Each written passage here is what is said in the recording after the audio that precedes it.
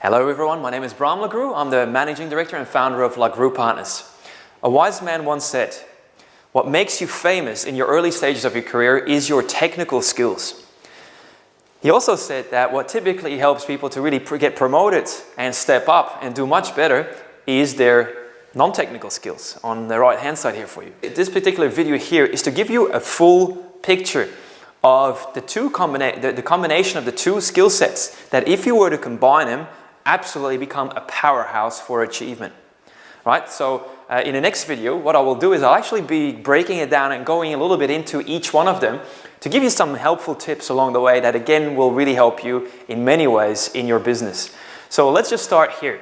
Technical skills. We both know that the technical skills, whether you're an accountant and you're taught on how to do your tax returns, compliance, how to do an audit, or organize tax incentives for companies.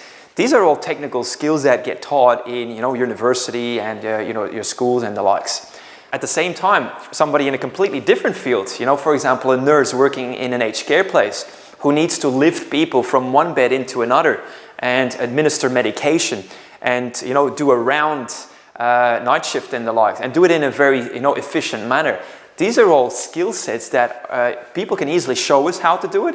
It's pretty straightforward in a way. There's a methodology behind it and a reasoning, and again, it's what we get taught in schools and universities. All right, it's the easy bit really, because once you just do it, you can replicate it. So this is the technical skills.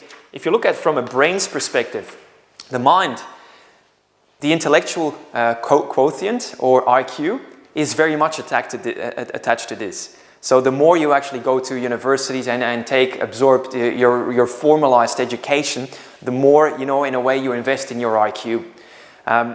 Conversely though, and this is not what I'm going to invest a lot of time on in this video, what I will invest a lot of time on is particularly this one here, the non-technical skills. What makes you famous once you start climbing your career is things where you suddenly are an influencer, a persuader, a negotiator, a motivator, and a leader, right? So this is where suddenly it's the area of not just tasks to do, but people to manage, to persuade, and influence, right? Whether those people are internal within your organization, meaning staff who report to you, or they are external to your organization, and they are, for example, clients and suppliers.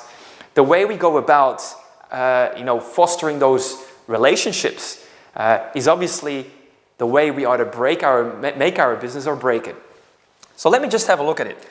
Non-technical skills, very much tied to EQ, the emotional intelligence. We've been doing a lot of work in this space over the last few years, and we notice that how when people, leaders in an organization become more aware of themselves and others, that suddenly the dynamics in the organization and the team start to shift and starts to really free up more human capital. It's a great way because if you think about people and culture, when you already invest in your people and you pay them their salary on a monthly basis, you're already putting in the money. The question is, how much return do you get in terms of those resources that you put to work, right? So this is where emotional intelligence suddenly expands the opportunities and takes businesses up to a level unprecedented. So let's now have a look at 5 big picture type skill sets that are worth looking at for yourself and your team. All right? The first one is this. Everything starts with self-awareness, as the Oracle once said, know thyself. So self-awareness, in this day and age, there's a whole suite of psychometric assessments and behavioral assessments that are at your disposal, which give you such an advanced insight into the psychology and this, very hard to measure skill set otherwise, that is emotional intelligence. So if you actually allow yourself and your people, especially those who have a huge impact or a huge potential in your organization, to be assessed properly so that they become more self-aware, understand what really, helps them to become so successful, what are their strengths, but also the things that sometimes are impeding success and sometimes breaking relationships. I'll just give you an example.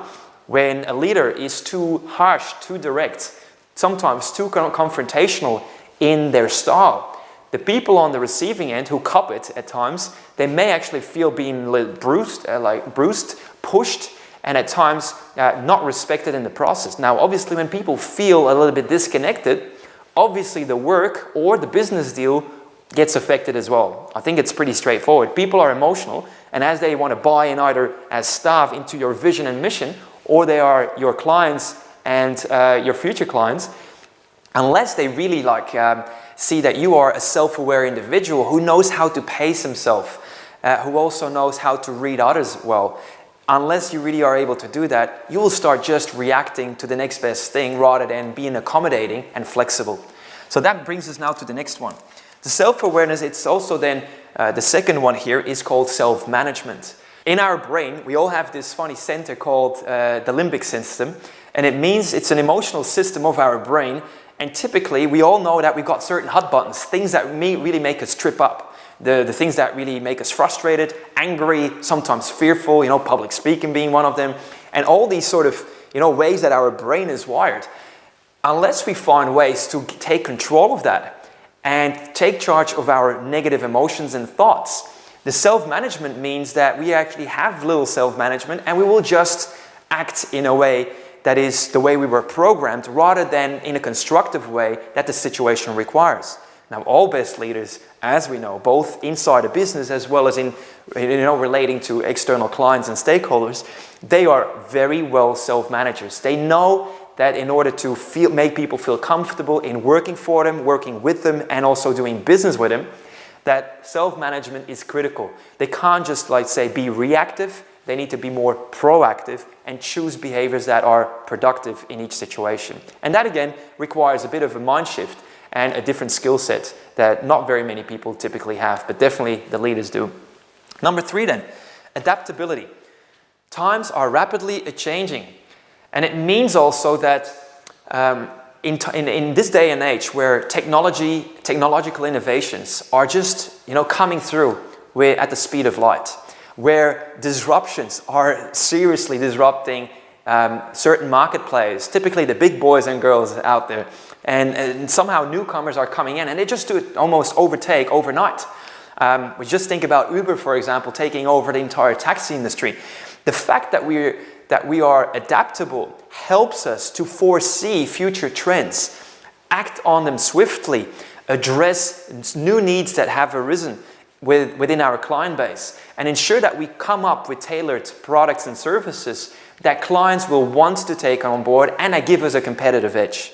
So that adaptability means how well do we actually respond and work in a very rapidly changing environment. For example, when you put into a room and you tend to be somebody who really likes to prepare, meetings and do a lot of research, but you're put into a room and there's a business opportunity out there, or there's a potential recruit, a top player that you'd absolutely love to have on board and have him work for you.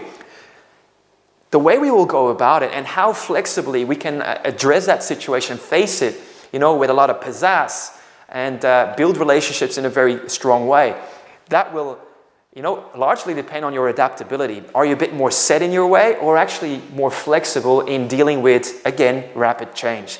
Very important skill set. Next one then, social awareness. Social awareness is that skill set where not just you understand how you like to be treated and how you like to be spoken to, but also have that skill set to read other people, pick up on their cues, read their body language, find ways to elicit information that very few other people would, so that you really get in their minds and in their heart in terms of what drives them, what they're looking for, what their needs are, so that you can meet those needs. We all know a business that satisfies needs better than anybody else has got a golden future ahead of it, right? And so social awareness is a critical skill set to also refine over time. And it means, again, being adaptable and, yes, being able to work with people rather than applying our way or the highway, Last one, but not least, is social skills. Social skills here is this particular skill set where you build relationships and almost, to say it really short, help people to feel much better about themselves that they would do without you. If you actually do this and you invest in your relationships and you build up goodwill, especially in times when you don't necessarily need anything of them, but you do it in times just because you're authentic, you're genuine, you really care, and you'd like to build up a relationship with them, people will want to go to work for you. People will freely give up, their time, their resources, introduce you to other people, open up doors to the extent that they are prepared to do so. But it all is carried on the basis of your strength and depth of your social skills. How do you build relationships? And are you really building, more friendships and business relationships that have future? Or is it more scratching the surface and thinking that you're cutting it better than what in reality is the case? Social skills is a huge skill set. I'll now share with you, these are the 5 skill sets from a general perspective, part of EQ rather than IQ. In the next video, I will go in a little bit more specific and really guide you through a little bit more the world of psychology and particularly emotional intelligence, so that it will benefit yourself and your business and give some really tangible tips and tricks. As we really invest in our emotional intelligence and grow it over time, what you will find is that the biggest opportunities come your way, where suddenly doors open up that previously were closed, where suddenly your relationships start to blossom, and the type of conversations you have are of a complete different nature than the ones you previously would have, which were a bit too clinical and too business-like. How can you somehow combine the strength of both the personal and the business and engage people wholeheartedly up front? This is what emotional intelligence can help you do as well. And I look forward to working with you in the next video. My name is Bram. Have a great day. I appreciate your feedback below this video. Have a great one. Bye-bye.